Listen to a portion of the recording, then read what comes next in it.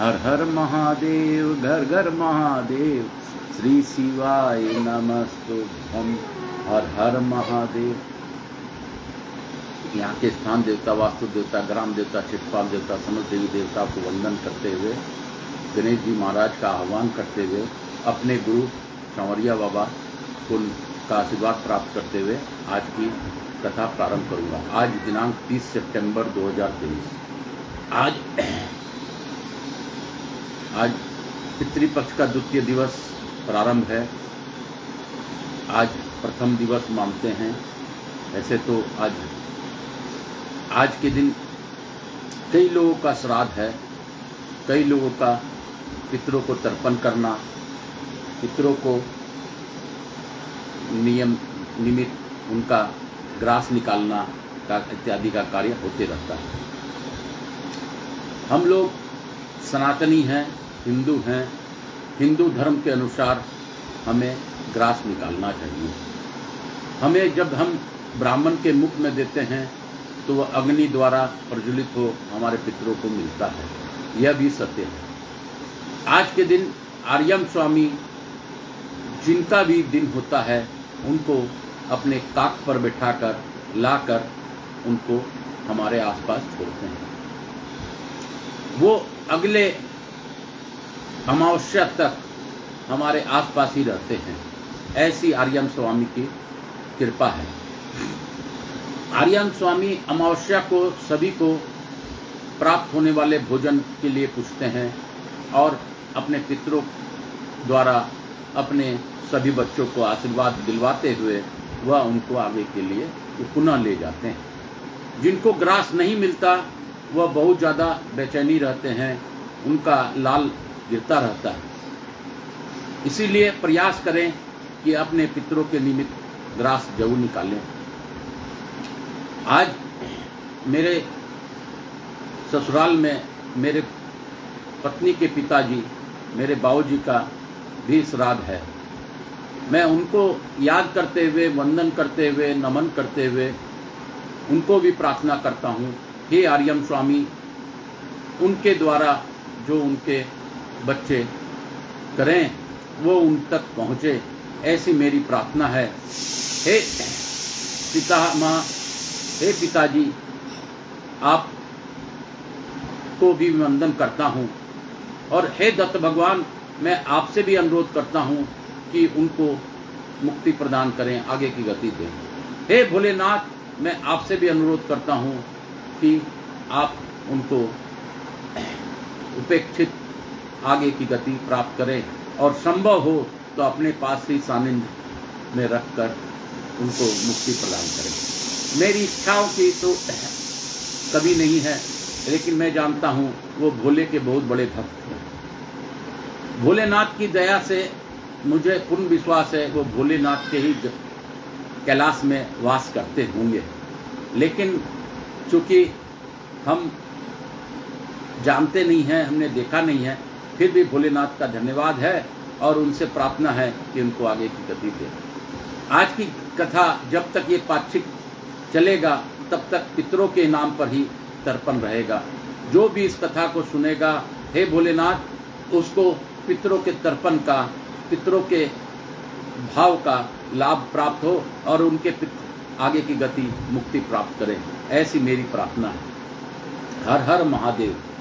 मैं आकाश राजगढ़िया बंसल गोत्रोत्पन्नो हम उमाशंकर नारायणी देवी राजगढ़िया का पुत्र, बाबूलाल चमेली देवी का पौत्र, शिवदास चंपा देवी का पड़पौत्र, संवरिया बाबा का शिष्य, आपसे वंदन करता हूँ, आपसे प्रार्थना करता हूँ। आज दिनांक 30 सितंबर 2023 को पितृपक्ष के लिए यह शिव महापुराण की कथा पढ़ूंगा। कल मुझे ज्वर हो गया था, लेकिन भोले बाबा की कृपा है, ज्वर रात्रि में, सुबह मुझे ठीक लगा तो मैंने स्नान किया, क्योंकि मेरे मन में यही विचार था कि शिव महापुराण अगर नहीं पढ़ पाऊंगा तो मेरा कार्य अधूरा रह जाएगा। लेकिन बाबा की कृपा है, शिव महापुराण आप लोगों से जोड़ने के लिए मेरा ज्वर को ठीक किया बाबा ने। हर हर महादेव। इसके लिए भाई बाबा को मैं धन्यवाद देता हूँ। श्री शिवाय नमस्तुभ्यं। हर हर महादेव, हर हर महादेव, घर घर महादेव। श्री शिवाय नमस्तुभ्यं, हर हर महादेव। आज हम लोग रुद्र संहिता के 42वें अध्याय में प्रवेश करेंगे। 42वां अध्याय में प्रवेश करते हुए पितरों के निमित्त महादेव पितृ मुक्ति के लिए यह कार्य करे, ऐसी मेरी प्रार्थना है। हर हर महादेव। श्री शिवाय नमस्तुभ्यं। शिव काशी, शिव काशी, काशी काशी, शिव काशी, काशी काशी, शिव काशी। भगवान शिव का देवता आदि पर अनुग्रह दक्ष यज्ञ मंडप में पधार कर दक्ष को जीवित करना तथा दक्ष और विष्णु आदि द्वारा शिव की स्तुति। ब्रह्मा जी बोले, हे नारद, मुझ ब्रह्मा लोकपाल प्रजापति तथा मुनियों सहित विष्णु के अनुनय विनय करने पर परमेश्वर शिव प्रसन्न हो गए।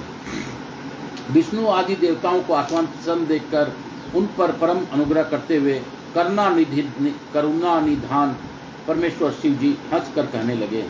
श्री महादेव जी बोले, हे श्रेष्ठ देवताओं, आप दोनों सावधान होकर मेरी बात सुने। मैं सच्ची बात कह रहा हूँ। हे तात, मैं आप दोनों का क्रोध सर्वदा सहता रहता हूँ। बालकों अर्थात अज्ञानियों द्वारा किए गए अपराध का मैं न तो वर्णन करता हूँ और न ही चिंतन ही करता हूँ। इस पर भी मेरा माया से भ्रांत प्राणियों के शिक्षणार्थ ही मैं दंड धारण करता हूँ। दक्ष के यज्ञ का विध्वंस मैंने कभी नहीं किया है। दक्ष स्वयं ही दूसरों से द्वेष करते हैं। दूसरों के प्रति जैसा व्यवहार किया जाएगा वह अपने लिए ही फलित होगा। अतः दूसरों को कष्ट देने वाला कार्य कभी नहीं करना चाहिए। जो दूसरों से द्वेष करता है वह द्वेष अपने लिए ही होता है। दक्ष का मस्तक जल गया है, इसलिए इनके सिर के स्थान पर बकरे का सिर जोड़ दिया जाए। भगत देवता मित्र की आंख से यज्ञ का भाग देखे। हे तात, उषा नामक देवता जिनके दांत टूट गए हैं, यजमान के दांतों से भली भांति पिसे हुए अन्न का भक्षण करें। यह मैंने सच्ची बात कर बताई है। मेरा विरोध करने वाले भृगु की दाढ़ी के स्थान पर बकरे की दाढ़ी लगा दी जाए। शेष सभी देवताओं के जिन्होंने मुझे यज्ञ का उच्छिष्ट भाग दिया, सारे अंग पहले की भांति ठीक हो जाएं। यागिकों से जिनके भुजाएं टूट गई है, वे अश्वनी कुमारों की भुजाओं से, और जिनके हाथ नष्ट हो गए हैं, वे पूषा के हाथों से अपने काम चलाएं। यह मैंने आप लोग के प्रेमवश कहा है। ब्रह्मा जी बोले, हे नारद, इस प्रकार कहकर वेद का अनुसरण करने वाले सुर सम्राट चराचरपति दयालु परमेश्वर महादेव जी चुप हो गए। भगवान शंकर का वचन सुनकर श्री विष्णु और ब्रह्मा सहित संपूर्ण देवता संतुष्ट हो गए। वे तत्काल साधुवाद देने लगे। तदंतर भगवान शंभु को आमंत्रित करके मुझे ब्रह्मा और देवऋषियों के साथ भगवान विष्णु अत्यंत हर्षित हो पुनः दक्ष की यज्ञशाला की ओर चले।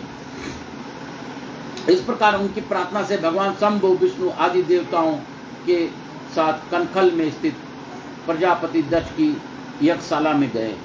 उस समय रुद्रदेव ने वहां यज्ञ का और विशेषतः देवताओं तथा ऋषियों का विध्वंस जो वीरभद्र के द्वारा किया गया था उसे देखा। स्वाहा, स्वधा, उषा, तृष्टि, गिरिति, सरस्वती, अन्य समस्त ऋषि, पितर, अग्नि तथा अन्यान बहुत से यक्ष, गंधर्व और राक्षस वहां पड़े थे। उनमें से कुछ लोगों के अंग तोड़ डाले गए थे, कुछ लोगों के बाल नोच लिए गए थे और कितने ही उस सम्रांगन में मरे पड़े थे। उस यज्ञ की वैसी दुर्वस्था देखकर भगवान शंकर ने अपने गणनायक पराक्रमी वीरभद्र को बुलाकर हंसते हुए कहा, हे महाभाव वीरभद्र, यह तुमने कैसा काम किया। हे तात, थोड़ी ही देर में देवता तथा ऋषि आदि को बड़ा भारी दंड दे दिया। हे तात, जिसने ऐसा दो पूर्ण कार्य किया तथा इस विलक्षण यज्ञ का आयोजन किया और जिसे ऐसा फल मिला, उस दक्ष को तुम शीघ्र यहाँ ले आओ। ब्रह्मा जी बोले, भगवान शंकर के ऐसा कहने पर वीरभद्र ने सिद्धापूर्वक दक्ष का धड़ लाकर उन शंभु के समक्ष डाल दिया। हे मुनिश्रेष्ठ, उसे सिर रहित देखकर लोक कल्याणकारी भगवान शंकर ने आगे खड़े हुए वीरभद्र से हंसकर पूछा, दक्ष का सिर कहाँ है? तब प्रभावशाली वीरभद्र ने कहा, हे शंकर, मैंने तो उसे उस समय दक्ष के सिर को आग में होम कर दिया था। वीरभद्र की यह बात सुनकर भगवान शंकर ने देवताओं को प्रसन्नतापूर्वक वैसी ही आज्ञा दी जो पहले से दे रखी थी। भगवान भव ने उस समय जो कुछ कहा उसके मेरे द्वारा पूर्ति कराकर श्रीहरि आदि सब देवताओं ने भृगु आदि सबको शीघ्र ही ठीक कर दिया। तदंतर शंभु के आदेश से प्रजापति दक्ष के धड़ को साथ सविनय पशु बकरे का सिर जोड़ दिया गया। उस सिर के जोड़े जाते ही शंभु की कृपा दृष्टि पड़ने से प्रजापति दक्ष प्राण प्राप्त करके तत्क्षण सोकर जगे हुए पुरुष के भांति उठकर खड़े हो गए। उठते ही दक्ष ने प्रसन्नचित होकर प्रेम पूर्वक अपने सामने करुणानिधि भगवान शंकर को देखा। पहले महादेव जी से द्वेष करने के कारण उनका अंतकरण मलिन हो गया था, परंतु उस समय शिव जी के दर्शन से वे तत्काल शरद ऋतु के चंद्रमा की भांति निर्मल हो गया। वे प्रेम के वशीभूत होकर मन में शिव जी की स्तुति करने की इच्छा कर रहे थे, किंतु उन्हें उसी समय सती के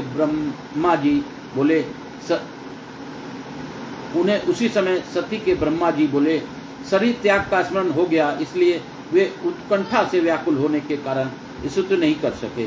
तदंतर लज्जित होकर दक्ष प्रजापति प्रसन्नचित हो विनम्रता पूर्वक लोक का कल्याण करने वाले शंकर की स्तुति करने लगे। दक्ष बोले, हे वरदानी श्रेष्ठ महेश्वर,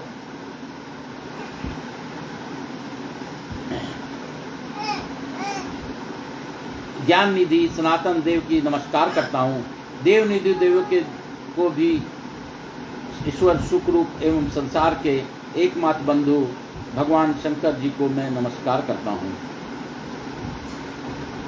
हे विशेश्वर, आप विश्व रूप पुरातन ब्रह्मा तथा आत्म स्वरूप को मैं नमस्कार करता हूँ।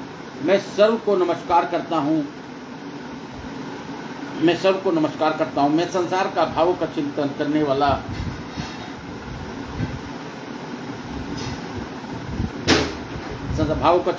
वाला परात्पर शंकर को नमस्कार करता हूँ।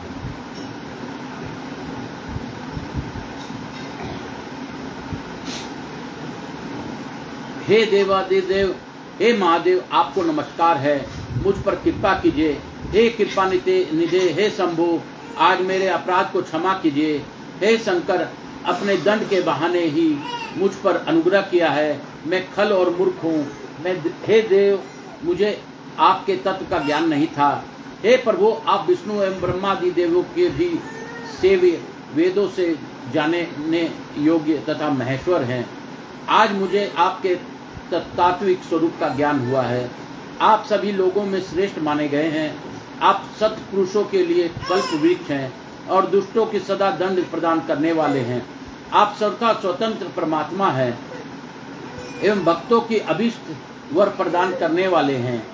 आप परमेश्वरी ही अपने मुख से विद्या, तप तथा व्रत धारण करने वाले इन ब्राह्मणों को तत्व का साक्षात्कार करने के लिए उत्पन्न किया है।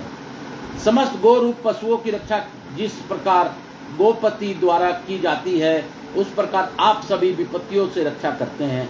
आप मर्यादा के परिपालक तथा दुर्जनों के लिए दंड धारण करते हैं। हे भगवान, मैंने अनेक प्रकार के कटु वचन रूपी वाणों से आप परमेश्वर को बिन डाला था, फिर भी मैं अत्यंत क्षीण आशा वाले इन देवताओं सहित मुझ पर अपनी दया ही की है। इसलिए हे शंभो, हे दिन बंधु, हे भक्तवत्सल, आप प्रातपर भगवान मेरे द्वारा की गई पूजा से संतुष्ट हो जाइए। ब्रह्मा जी बोले, इस प्रकार लोक का कल्याण करने वाले महाप्रभु महेश्वर को विनम्रता पूर्वक स्तुति कर प्रजापति मौन हो गए। उसके बाद भगवान विष्णु प्रसन्नचित होकर दोनों हाथ जोड़कर प्रणाम करके गदगद वाणी से विषभ ध्वज शिव की स्तुति करने लगे। विष्णु बोले, हे महादेव, हे महेशान, लोक पर अनुग्रह करने वाले, हे दीनबंधु, हे दयानिधे, आप पर ब्रह्म परमात्मा है। हे प्रभु, आप सर्वव्यापी स्वतंत्र हैं। आपका यश वेदों से भी ही जाना जा सकता है।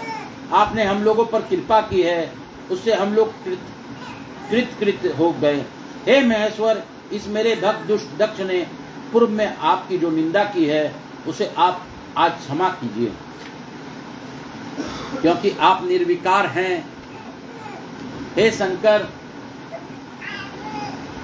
शंकर, मैंने भी मूर्खतावश आपका अपराध किया है, जो दक्ष के पक्ष में आपके गण वीरभद्र के साथ युद्ध किया। हे सदाशिव, आप मेरे स्वामी हैं, आप परब्रह्म हैं, मैं आपका दास हूँ। आप सभी के पिता हैं, इसलिए आपको हम सबका पालन करना चाहिए। ब्रह्मा जी बोले, हे देवदेव, हे महादेव, हे करुणा सागर, हे प्रभु, आप स्वतंत्र परमात्मा परमेश्वर उदय तथा अविनाशी हैं। हे ईश्वर, हे देव, आपने मेरे इस पुत्र का अनुग्रह किया है, अब आप अपने अपमान भूलकर दक्ष के यज्ञ का उद्धार कीजिए। हे देवेश, अब आप प्रसन्न हो जाइए और अपने सभी प्रकार के शापों से इसका उद्धार कीजिए। आप ज्ञानवान ही मुझे प्रेरणा देने वाले हैं और आप ही निवारण करने वाले हैं। हे महामुने, इस प्रकार परमात्मा परमेश्वर की स्तुति करके दोनों हाथ जोड़कर मैंने अपने मस्तक को झुकाकर उन्हें प्रणाम किया। तदंतर इंद्र आदि देवतागण एवं लोकपाल सावधान होकर प्रसन्न मुख कमल वाले शंकर जी को स्तुति करने लगे। उसके बाद अन्य सभी देवता, सिद्ध, ऋषि एवं प्रजापति गण भी प्रसन्नता के साथ शिव जी की स्तुति करने लगे। तत्पश्चात उपदेवता, नाग सदस्य तथा ब्राह्मण लोग भी भक्ति से प्रणाम कर अलग अलग स्तुति करने लगे। इस प्रकार से शिव महापुराण के अंतर्गत द्वितीय रूप संहिता के द्वितीय सतीखंड के दक्ष में दुख निराकरण का वर्णन नामक 42वां अध्याय पूर्ण हुआ। बोलो शंकर भगवान की जय, बोलो मेरे महादेव की जय, मेरे भोलेनाथ की जय, मेरे विश्वनाथ की जय, मेरे काशीपतिनाथ की जय, मेरे भोलेनाथ की जय।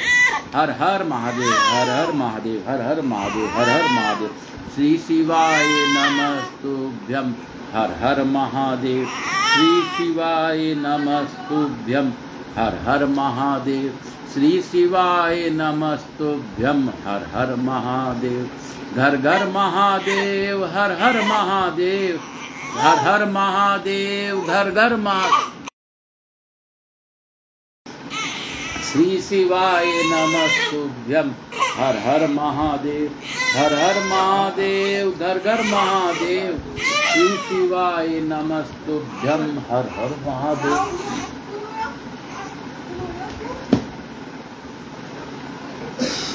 इसके साथ ही आज हम लोग 43वां अध्याय में प्रवेश करेंगे। अर्थ चित्वारिशो अध्याय। भगवान शिव का दक्ष को अपने भक्त वत्सल यानी भक्त की श्रेष्ठता का तीनों देवों के एकता बताना, दक्ष का अपने यज्ञ को पूर्ण करना, देवताओं को अपने अपने लोकों को प्रस्थान तथा सती खंड का उपसंहार और महात्म्य।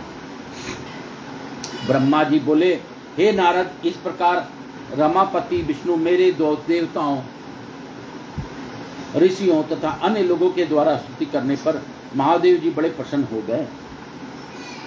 तब वे शंभु कृपा दृष्टि से सभी ऋषियों एवं देवताओं को देखकर तथा मुझ ब्रह्मा और श्री विष्णु का समाधान करके दक्ष से इस प्रकार कहने लगे। महादेव जी बोले, हे प्रजापते, हे दक्ष, मैं जो कुछ कह रहा हूँ सुनिए। मैं प्रसन्न हूँ, यद्यपि मैं सबका ईश्वर हूँ और स्वतंत्र हूँ, फिर भी सदा भक्तों के अधीन रहता हूँ। 4 प्रकार के पुण्य आत्मा मेरे भजन करते हैं। हे दक्ष, हे प्रजापते, उनमें पूर्व की अपेक्षा उत्तरोत्तर श्रेष्ठ है। उनमें अर्थ जिज्ञासु, अर्थार्थी और चौथी ज्ञानी है। पहले के 3 तो सामान्य भक्त हैं और चौथा विशिष्ट महत्व का है। उनमें चौथा ज्ञानी ही मुझे अधिक प्रिय है और वह मेरा रूप माना गया है। उससे बढ़कर दूसरा कोई मुझे प्रिय नहीं है। मैं सत्य सत्य कह रहा हूँ, वेद वेदांत के परागामी विद्वान ही मुझे आत्मज्ञानी को ज्ञान के द्वारा जान सकते हैं। अल्प बुद्धि वाले ही ज्ञान के बिना मुझे प्राप्त करने का प्रयत्न करते हैं। कर्म की वशीभूत मूल मानव न वेदों से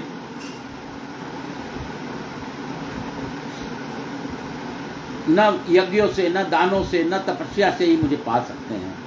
आप केवल कर्म के द्वारा ही इस संसार को पार करना चाहते थे, इसलिए रुष्ट होकर मैंने इस यज्ञ का विनाश किया।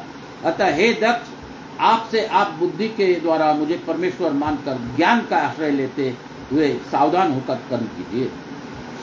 प्रजापति, आप उत्तम बुद्धि के द्वारा मेरी दूसरी बात भी सुनिए।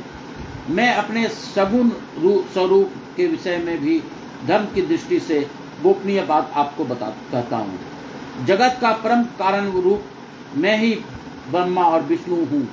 मैं सबका आत्मा, ईश्वर, साक्षी, स्वयं प्रकाश तथा निर्विशेष हूँ। हे मुने, अपनी त्रिगुणात्मिक का माया से मैं प्रवेश करके मैं ही जगत का सृजन, पालन और संहार करता हुआ क्रियाओं के अनुरूप ब्रह्मा, विष्णु और रुद्र नामों को धारण करता हूँ।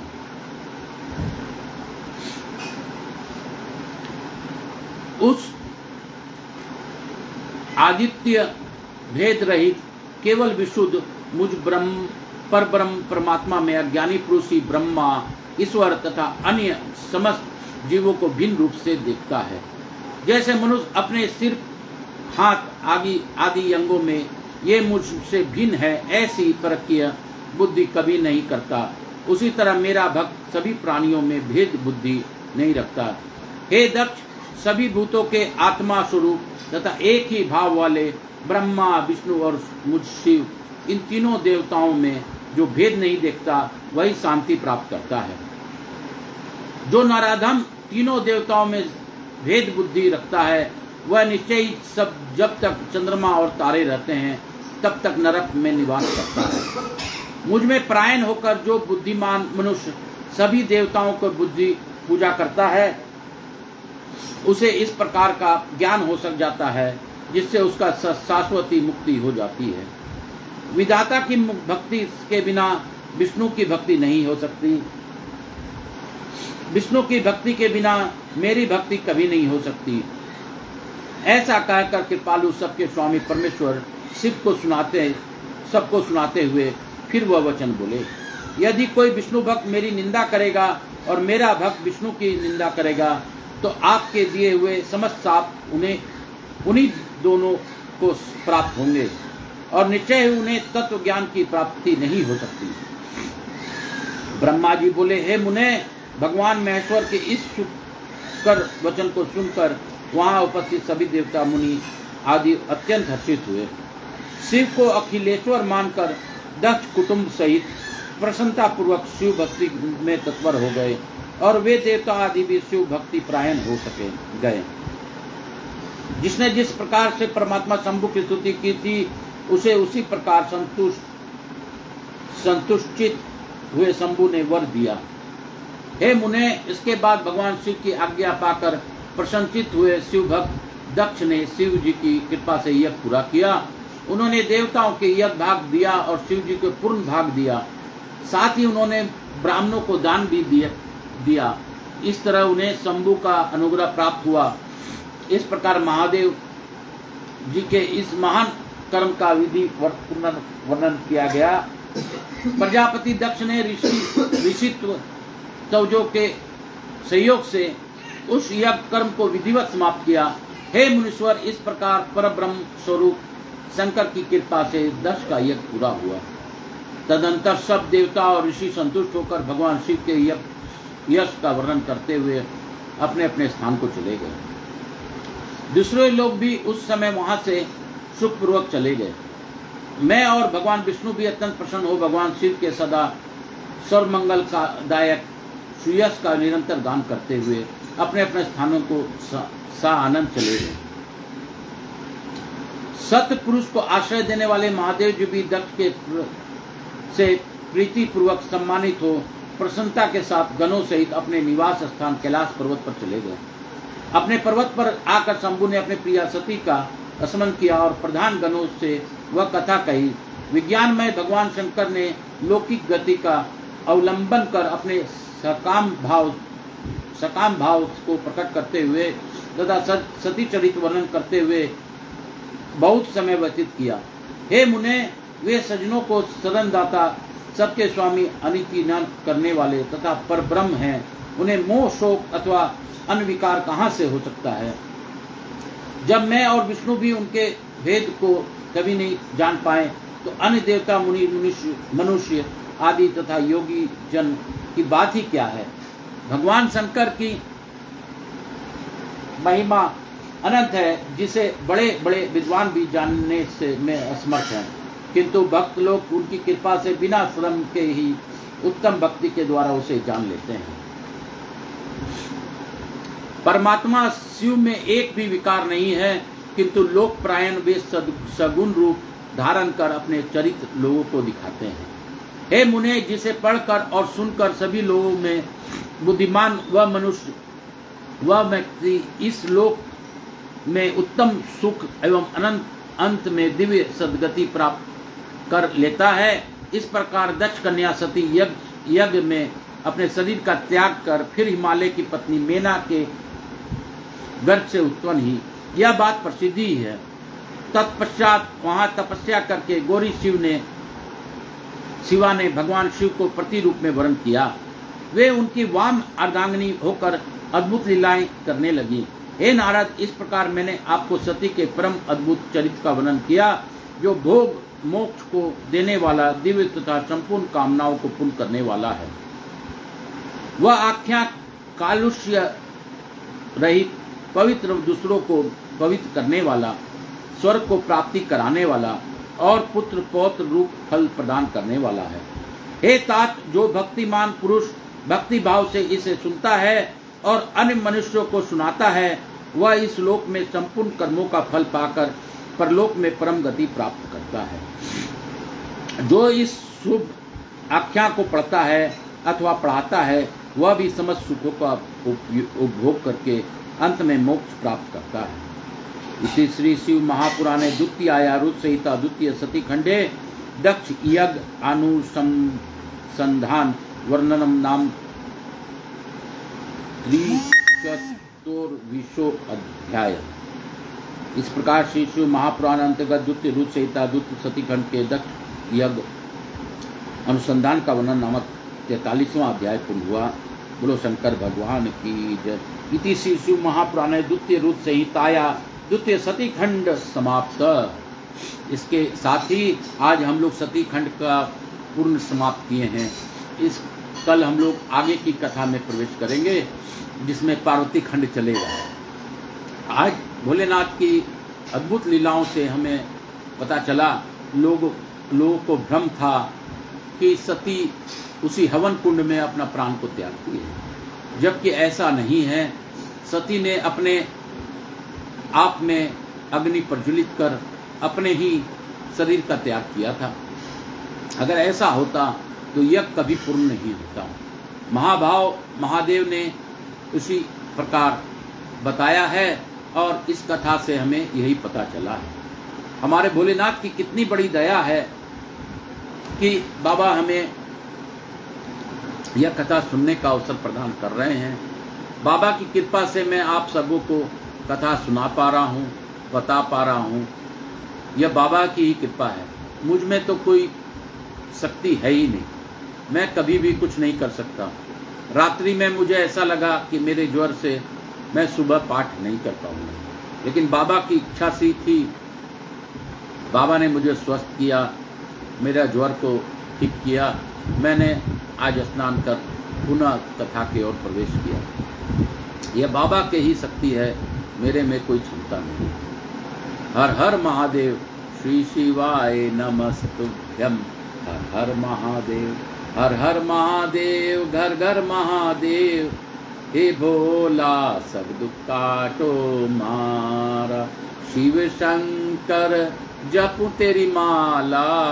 बो बाबा भोला जपू तेरी माला, भोला सब दुख काटो मारा। चले आना प्रभु चले आना, कभी राम बन के, कभी श्याम बन के, कभी जगन्नाथ बन के हमारे घर में चले आना। चले आना प्रभु चले आना, कभी विश्वनाथ बन के, कभी जगन्नाथ बन के, कभी काशीपति अधिनाथ बन के, कभी कैलाशी रूप में आना प्रभु चले आना, कभी शमशानवासी रुद्र रूप में आना, कभी हमारे लिए घूमते घूमते गौरा के साथ आना, चले आना प्रभु चले आना, साथ में शिव परिवार को ले आना, गणपति रिद्धि सिद्धि शुभ लाभ को भी लाना, साथ में हम शिव महापरिवार को लाना, अशोक सुंदरी और जया विषहरा दोतली सामरी वारी देव सभी के साथ आना, चले आना प्रभु चले आना, हमारे घर में कभी चले आना, प्रभु चले आना प्रभु चले आना, गौरा साथ लेके चले आना, कभी जगन्नाथ बन के, कभी विश्वनाथ बन के, चले आना प्रभु चले आना।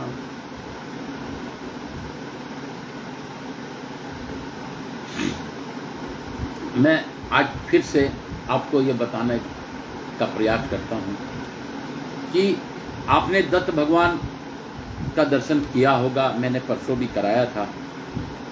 दत्तात्रेय एकमात्र ऐसे देवता हैं जो सभी के पितरों को आगे की गति देते हैं। ये भू और भव लोक के देवता हैं। आप देख सकते हैं ये तीन मुखी भगवान है, ब्रह्मा विष्णु महेश का रूप इनमें है, गाय माँ इनके पीछे है, चार कुत्ते हैं, त्रिशूल है, गंगा इनके सर से निकलती है। तो इनके बारे में मैं थोड़ा सा आपको बताता हूँ। दत्तात्रेय का क्या है आपने सुना होगा, मैंने भी कई बार फिल्मों में भी देखा है जिसमें दत्त के बारे में चर्चा आई।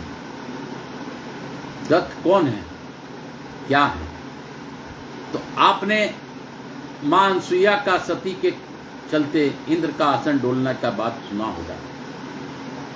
मां अनसुईया वो सती थी कि इनके सतीत्व से इंद्र का आसन भी डोल गया। वह चिंतित हो गए, उन्होंने भगवान ब्रह्मा विष्णु महेश के शरण में गए। उनके नारद जी ने भी उनको बताया कि सती अनसुईया के प्रभाव से यह इंद्र का सिंहासन भी डोल गया।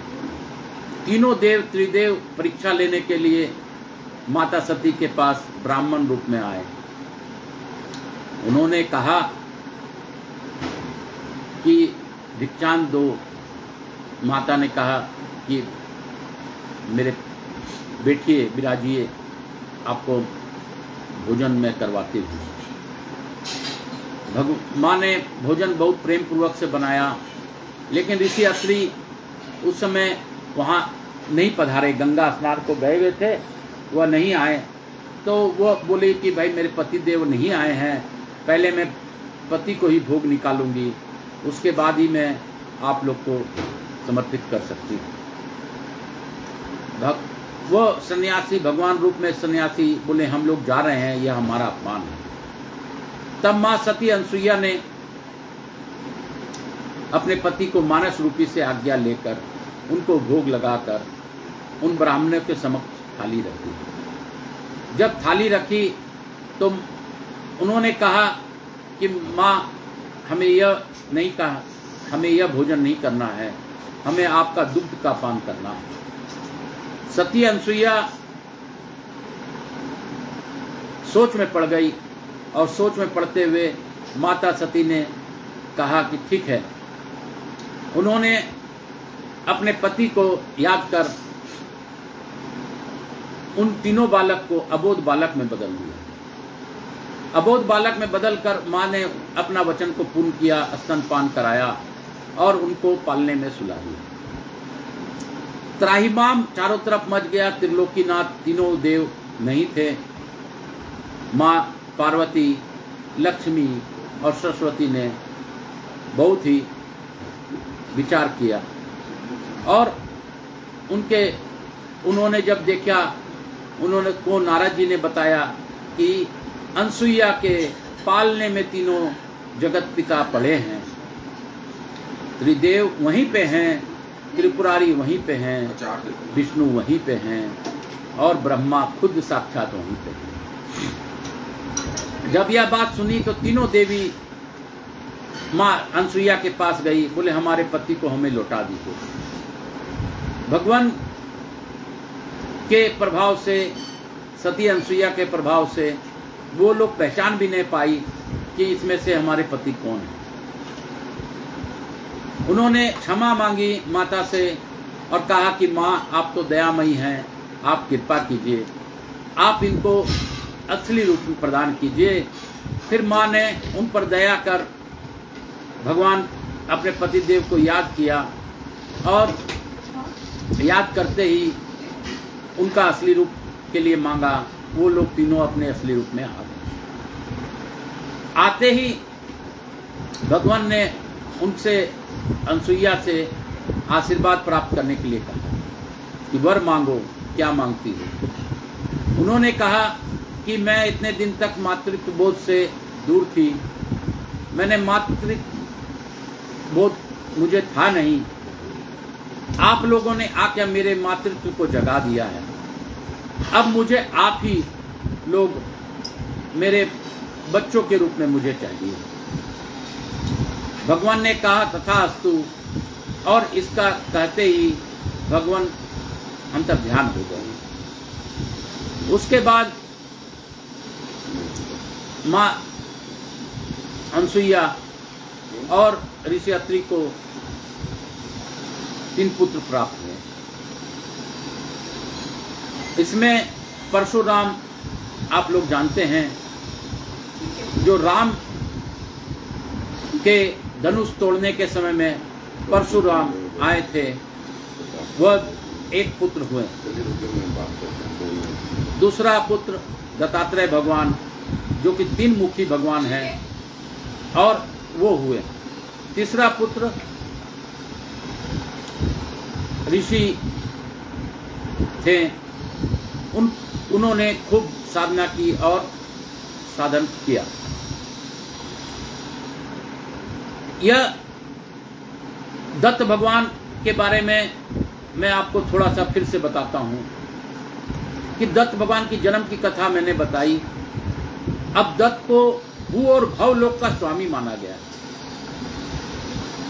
पृथ्वी जिस प्रकार सृजन और उपजन करती है, उस प्रकार वह गाय का प्रतीक पृथ्वी का प्रतीक है। चारों वेद का प्रतीक 4 कुत्ते हैं। गंगा उनके सर से निकलती रहती है। यह उनका एक परिचय भी है। उन्होंने अपने जीवन में अनगिनत गुरु बनाए हैं। अनगिनत गुरु में उन्होंने चींटी को भी एक गुरु बनाया कि किस प्रकार अपने तकलीफ के लिए वो अन्न को जुटाती है और तकलीफ के समय में उसका उपयोग करती है। उन्होंने मधुमक्खी को भी अपना गुरु माना, क्योंकि मधुमक्खी ने भी अपने मेहनत करती है, फूलों को चूसती है और शहद इकट्ठा करती है, लेकिन स्वयं कभी नहीं पीती, वह दूसरों को देती है। इस प्रकार उन्होंने अपने जीवन काल में कई गुरु बनाए और गुरु से कुछ न कुछ सीखने को उनको मिला। तो दत्त के भगवान में बारे में मैंने आपको जो मुझे याद था मैंने वो बताया है। यह इस भूलोक के स्वामी हैं और भवलोक के स्वामी हैं। हम लोग जिस भूलोक में रहते हैं उसके स्वामी दत्तात्रेय भगवान हैं, और भवलोक जो इसके ऊपर मरने के बाद हमारे पितर जाते हैं, उस लोक के स्वामी। ऐसे 7 लोक बताए गए हैं शास्त्रों में। 7 लोक में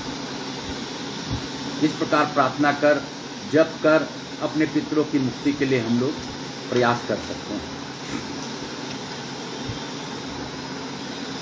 आज की कथा को मैं यहीं पे विराम दूंगा। इसके लिए हम लोग एक प्रार्थना शिव जी से भी करेंगे।